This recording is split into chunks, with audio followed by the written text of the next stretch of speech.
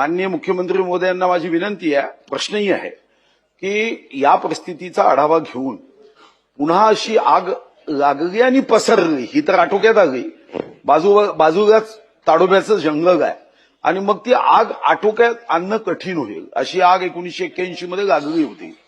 माननीय मुख्यमंत्री महोदयांना माझा प्रश्न आहे की आपण या संदर्भात आता 46 वर्षे सर्व यंत्रणा जुन्या झाल्या आहे, रस्ते खड्डे आहे, निरुंद झाले आहे, याचा एक डीपीआर करून या सर्व ठिकाणी नूतनीकरणासाठी आपण मान्यता देणार आहात का?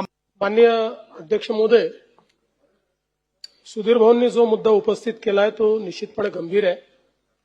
या प्रस्तुत घटनेमध्ये मुळातच कन्व्हेअर बेल्टच्या ठिकाणी जी आग लागली ती लोडिंग एंडला किंवा अनलोडिंग एंडला लागलेली आग नाहीये, तर कन्व्हेअर बेल्ट जो पास होतो त्या भागात बऱ्याच शेतकऱ्यांची शेती आहे आणि शेवटी आपल्याला माहिती आहे की शेतीमध्ये नंतर तण जाळण्याचं एक पद्धत असते, तशा पद्धतीनं त्यांनी जाळल्याची ती आग लागली आणि त्यातून हा प्रसंग घडला आणि सुदैवाने नुकसान कुठलंच झालं नाही.